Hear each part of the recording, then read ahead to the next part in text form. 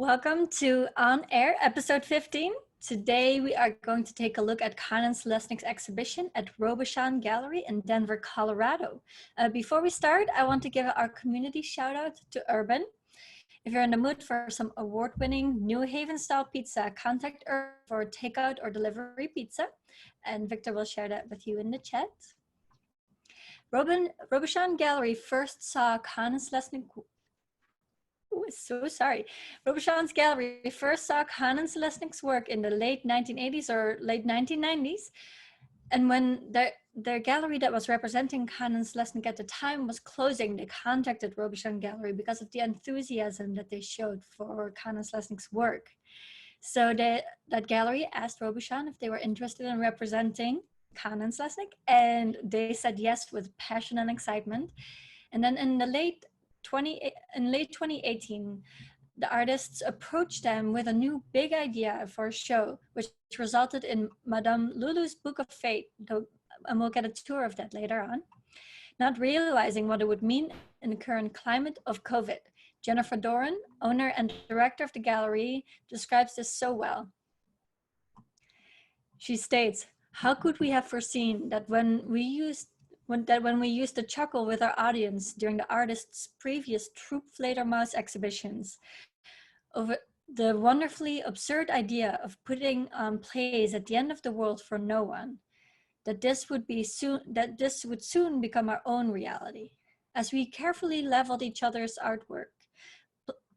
artwork placed each sculpture in a specifically appointed location within the freshly painted gallery space, while attempting to stay 6 feet away from one another. That in fact, this would be a show that most likely absolutely no one would experience directly, except for us. And as we had now become members of the company, supporting players to Kahn Selesnick's lead. Just like the pandemic and the political shift of the past 4 years, you can't make this stuff up." And now I would like to share the tour with you.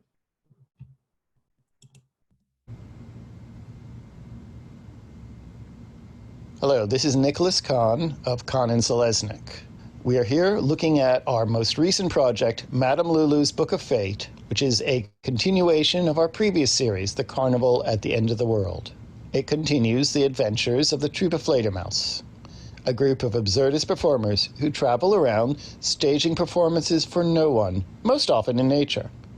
This is Richard Selesnick of Kahn Selesnick. This putting on performances for no audience is really what we've been doing for our entire career.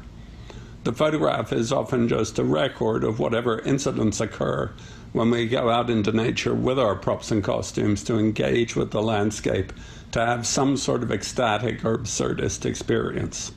With the Troupe of Fledermaus, we just decided to do it in a more overt way. In this chapter of the troupe's adventures, we wanted to home in on the deeper meanings of the carnival and the carnivalesque. Traditionally, the carnival was a time when the traditional roles and societal mores were temporarily suspended, the usual hierarchies overturned. In the British Isles, during winter festivals, there was a tradition of going house to house in disguise, singing ridiculous songs and putting on comic performances. This was called mumming, and if you were one of the performers, you were called a mummer. We became interested in the Canadian version of this when we took a trip to Newfoundland. Up there, they have a tradition of putting on bits of netting or pillowcases or whatever fabric they had at hand over their faces to disguise themselves. They had a special way of talking while sucking their breath in to disguise their voices. It sounded a little like this. The idea was that no one would be able to recognize you, even by your voice. Traditional mummers plays often also include other characters such as hobby horses, green men, and fools of various kinds, so we made costumes for these as well. All this was the genesis of the costumery for the entire project, which was eventually expanded to include commedia dell'arte characters such as Pulcinella and Harlequin. We liked the degraded versions of these characters you get in Punch and Judy, so we made our versions of Harlequin into a ragman. Our version of the carnival tends towards the apocalyptic. In stressed times, our characters don these outfits and perform what feels to us like a final dance. The presence of death equalizes everyone's status, and we come to see that we're all fools, but perhaps also wise fools as we see the folly of our own existence. This kind of foolishness can also be liberating because it marks the end of vanity. The ultimate expression of this particular concept in the project is the Dance of Death panoramas. These are loosely based on the 15th century Dance Macabre murals of Bernd Notke. We talked a lot about how to portray death and decided to base his costume on the pearly kings and queens of Cockney London, festival characters who make these insane costumes by sewing huge amounts of buttons onto their clothes. The motif of a circle came about because we were imagining these almost as distant scenes seen through the end of a telescope, or through the porthole of a ship, perhaps a ship of fools. The circular format is almost like a visual representation of the expression through a glass darkly, where our biases and foolishness means that we aren't really able to apprehend the future clearly. This is the other main theme of the project, our attempts to augur the future in various ways. We have a sort of ambivalent relationship with augury and fortune-telling. One of the defining characteristics of being human is the huge amount of time we spend trying to parse the future and prepare for it. But we're also quite bad at it in certain ways, or at least not nearly as good as we tend to think we are. It can also lead us unduly away from the current moment, such that we cease to be truly present in our lives. The archetype of the fortune teller is also really interesting to us. The fortune teller is a staple of the carnival and often a weird mix of both visionary and huckster.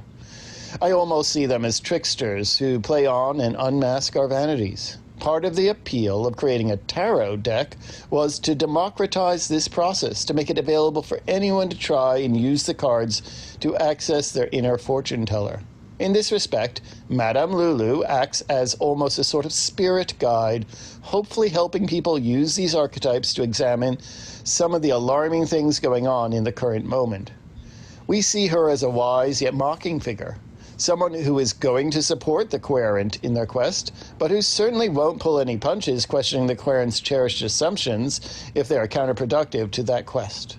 Perhaps our current predicament creates a situation where we can all go inward and question some of the choices we've been making as a society.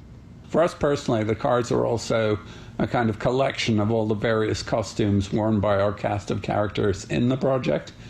And the circular drawings and sculptures show a lot of the magical objects that those characters use in their auguries. All the aspects of the show taken together form what we call the Book of Fate, a sort of ongoing personal library or encyclopedia of auguries and augury methodologies. Titling the project The Book of Fate is meant both literally and metaphorically in this regard. The irony that this show amounts to a sort of performance for no one is obviously not lost on us, but in the end that feels oddly appropriate. I imagine Madame Lulu gently laughing at us and telling us that we should own the foolishness that we perpetuate as artists and inhabit it fully. Thank you.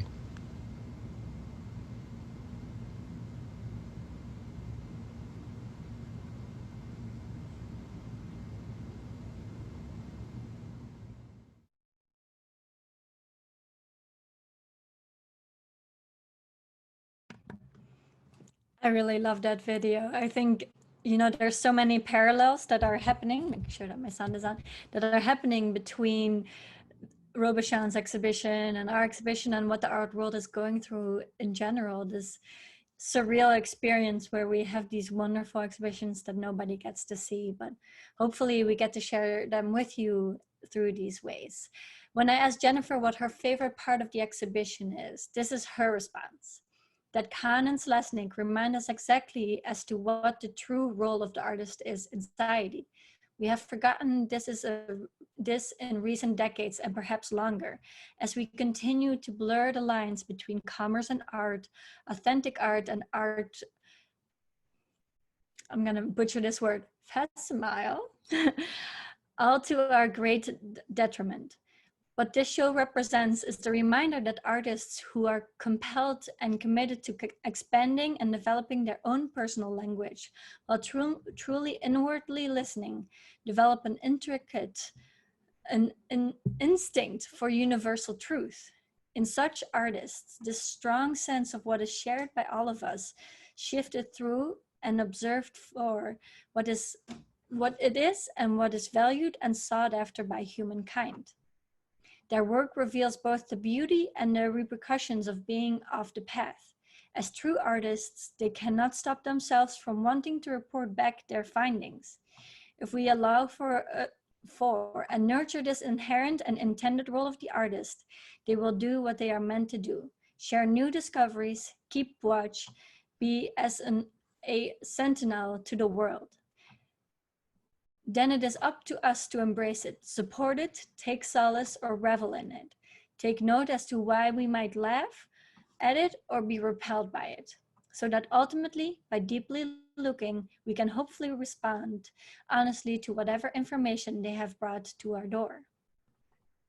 If you want more information about the gallery, their current and past exhibitions, go to their website. Victor will share that, but it's robischongallery.com.